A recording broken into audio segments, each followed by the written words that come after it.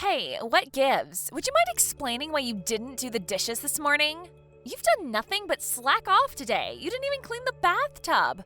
Or the toilets. They're covered in dust and smell awful. Ugh, you are so useless. I don't even know why we keep you around here. Oh, hello there, Emily. I wasn't expecting to get a message from you this time of day. I suppose this means you've already gotten home from work then? Stop dodging the issue. Why haven't you done any of your chores? Don't even think about telling me you forgot about them. I'm sorry, what are you talking about? Do I really have to explain it to you again? I go to work. You do not. That means you need to be doing all the housework since you're not pulling any weight in the house. Now get off your lazy rear end and start scrubbing right now. Emily, I just moved in with you two yesterday. Is this really anything to be getting so angry at me about? Excuse me? And besides, I am working. I may not be as busy as I used to be, but I am still working, so I'm out of the house for at least the morning most days. Who do you think you are? Don't talk back to me like that. Emily, we made the rules very clear before we built this duplex together, don't you remember? We agreed that each of us would do our own chores, me in my unit and you two in yours.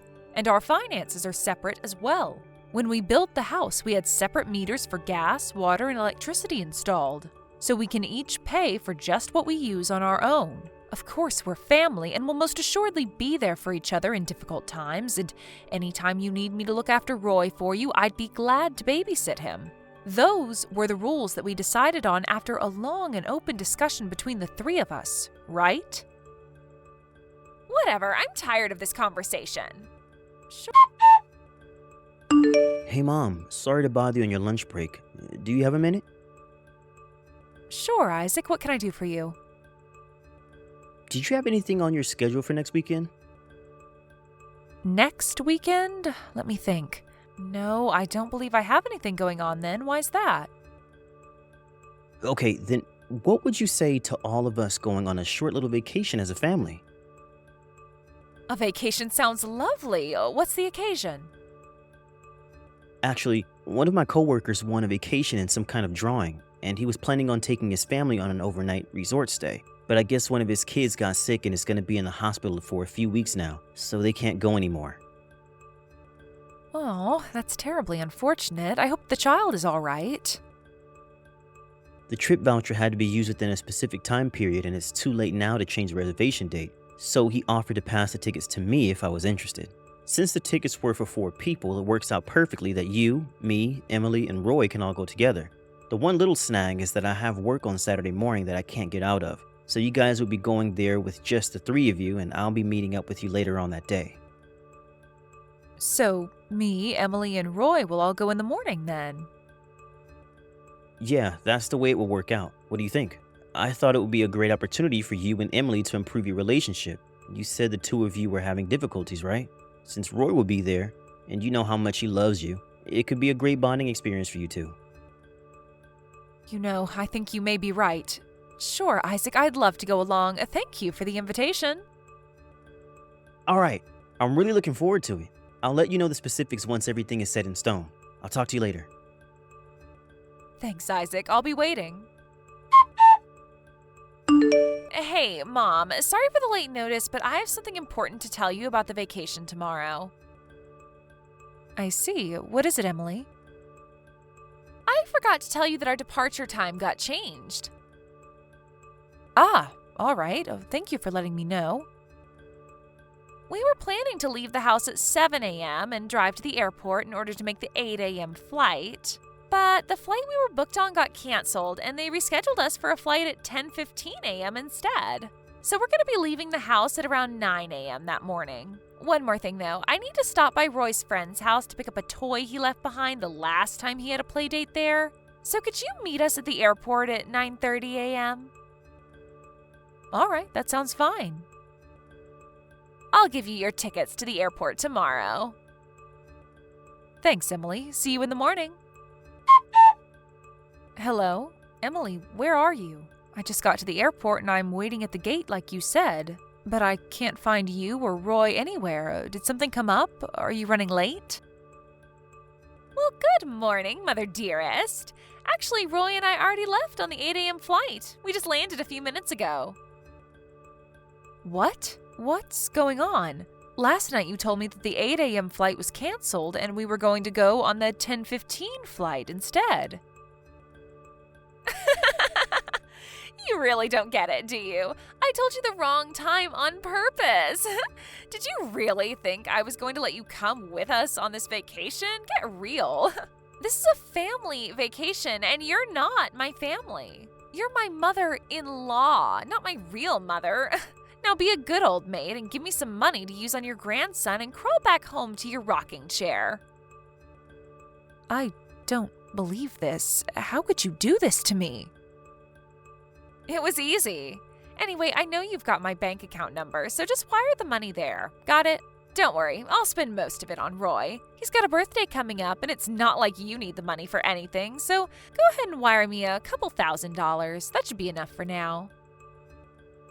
I was looking forward to this vacation. I wanted to spend time getting closer to you. I know we've had a difficult relationship up until now, but I thought this would be our chance to come to understand each other better. I thought we were all going to make some wonderful memories together as a family. You must have missed it before, so I'll say it again. You're not my family. You're my mother-in-law, not my real mom. This is a family vacation, so only family can come. And I thought you were aware of this, but since you seem so oblivious, I might as well tell you that the only reason I agreed to the duplex was because you got that massive life insurance policy when your husband died. I figured you'd be tossing money at Roy left and right. So, to summarize, I see you as nothing but an ATM for your grandson. You're not invited to this trip. Go back home. The end. So that's how you see me. At first, I was going to move in with Isaac's younger brother and his wife, but they ended up having to move because he got transferred at work. I was so happy at first when Isaac offered to build a duplex together with me. I'd be able to live closer to my grandchild, and I'd feel more secure than living by myself. Okay, so how about you go live with Isaac's brother then? Actually, that would be perfect. Do you want me to call a mover for you? We can have all your stuff out of the house by the time we get back from our vacation. In any case, I suppose I have no choice but to go back home now. Just so you don't get any ideas, even if you book another flight and show up at our hotel room, I'm kicking you out on the curb. Got it? Hey, Mom. I'm almost at the hotel. Sorry I'm coming so late. How are things with you, Emily and Roy? Isaac. Did you guys enjoy your afternoon at the amusement park? Isaac, I'm not at the hotel. I'm at home. Wait, what? Why? Didn't you get on the plane with Emily and Roy in the morning? Did something happen? Are you okay? Emily told me that the flight was canceled and that we were getting on a flight at 10 instead. When I messaged her later, she told me that she had lied because she didn't want me to come. She did what? She also told me to wire her some money to use on Roy during the trip, but I'm sorry, I haven't been able to get around to it yet. I stopped at a convenience store on the way back to pick up some food for lunch, and, well, here I am. I don't believe this. What on earth is she thinking?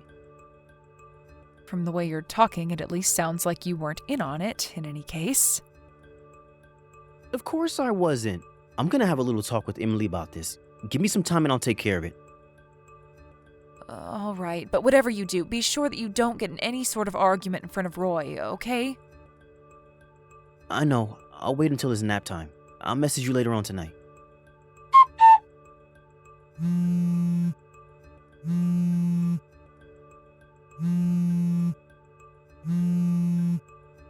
Hey, are you there? I can't find Isaac or Roy anywhere. Do you have any idea where they might be? Emily? Are you still at the hotel? Isaac just got back to the house with Roy about an hour ago. They did? So, wait a minute. I'm all alone out here now? They abandoned me? Well, like I said, they just got home, and I haven't heard any specific details, but yes, it does appear so. Is this your doing? What did you say to Isaac? Nothing, really. I just told him that you gave me the wrong time for the plane on purpose in order to keep me from coming with you on the trip is all. That's not nothing. Why couldn't you have just told him that you got sick and couldn't go or something? You're making it sound like I'm the bad guy. Emily, dear, I'd say an objective reading of the situation would lead to the conclusion that, yes, in fact, you are the bad guy. What did you just say? Did you think that Isaac would let you get away with a thing like this? That he would just take your side unquestioningly? Well, duh, he's my husband. Plus, I didn't even do anything wrong. You're the one that's in the wrong. We were gonna have a fun, carefree vacation, just the three of us, but you butted in and invited yourself along. And now, thanks to you, I'm all alone in this hotel room. Emily, you're under the completely wrong impression. Isaac is the one who invited me along on the vacation. I didn't invite myself. Are you serious? If you or Isaac had told me beforehand that you wanted to have a vacation with just the three of you, I would have understood. I'm not so presumptuous as to invite myself along to other people's vacations. But Isaac never told me that. Isaac thought, and I agreed, that this would be the perfect chance for us to get to know each other better, to finally have a positive relationship with each other. But now I've made my decision. I'm leaving my estate to Isaac's younger brother. Wait a minute. Estate? I do suppose it's a bit early to be talking about my estate, but you deserve to know my intentions. I'm actually the chairman of the board of 4 different companies. 4? I thought you were unemployed. They were originally my father's companies, and when he passed away, he left his majority stake in each of them to me. It's been a while since I've seen the numbers, but I believe my stock holdings alone amount to around 5 million? 5 million? So that's going to get split up between the 2 brothers, right? Isaac's younger brother and his wife are going through a training program designed by me in order to equip them to effectively run the companies in the future. Obviously, as the firstborn, I talked to Isaac about this first, but he said he had other interests, and I gave him my blessing to pursue them. His words were, "Don't worry, Mom. I'm going to forge my own path in life. You can leave everything to him." He said that? Is he insane? What kind of psychopath would turn down a $5 million inheritance? What's wrong with him? There is nothing wrong with him. He's a fine, upstanding man who takes good care of you, Roy, and me. Perhaps you might recognize that if you would think about someone other than yourself for a change. Hey, what's that supposed to mean? I wish things could have turned out differently than they did, Emily. Mom, you have to do something. I don't want to get divorced. What's that? Do something about this. Talk to your son. He says that he's going to divorce me and then he's going to work with his lawyer to make sure that I lose custody of Roy. He's going to move into your side of the duplex. You have to talk him out of this. Ah, so that's what was going on. I was curious why I came home from work today to find my guest room full of boxes of Isaac's things all around the bed. Well, now you know why, so hurry up and do something about it. From what Isaac has told me over the last several days, not only have you not shown any semblance of remorse for what you did, but you've been trying your hardest to encourage Isaac to quit his job and take back my inheritance from his brother, including a presentation on a house that you could buy with the $5 million? What was I supposed to do? There was no way he could have been in his right mind turning down $5 million. I figured if I showed him the kind of lifestyle that much money could afford, he'd change his mind. Emily, I have to say I'm disappointed, but painfully unsurprised. First of all, the decision of my estate is as of yet undecided. Nothing is set in stone yet. Didn't you say you were going to give it to Isaac's brother, though? I've consulted with various financial advisors over the past several years, and presently I'm intending to divide my estate evenly between my 2 sons. However, how that division ultimately pans out is something for them to discuss between themselves. Oh, then why didn't you just say that in the first place? That would have saved me a ton of grief. Oh, do you suddenly have a problem with critical information being kept from you? That's exactly what you did to me when you lied about the plane being canceled. I wanted to see how you'd respond if I only told you the size of my estate and Isaac's intentions. So, this was all a test? Yes, and you failed miserably. Oh no. You can ask Isaac for more details. But that has nothing to do with our divorce. I don't want to get divorced. You need to do something. Talk to Isaac. Tell him that a divorce would be bad for Roy. Whatever you need to do. After this past week's events, I'm not entirely sure having a mother like you in the picture would be a good thing for Roy at all, Emily. Please. I've said my piece, and I have nothing to say to you ever again. I hope you one day learn to care about someone other than yourself. Mom, no! Goodbye, Emily. Hey, Isaac, I changed my mind. Sure, let's get divorced. Wow. Okay, so that's that, I guess. Go ahead and sign the divorce papers I sent you and take them to the courthouse whenever you can. Sure thing. I'll head over there right now. Okay, it's all done. I just got back from the courthouse, so we're officially divorced. Wire me my share of the assets as soon as you can. I'm pretty sure you still have my bank account information. What are you talking about?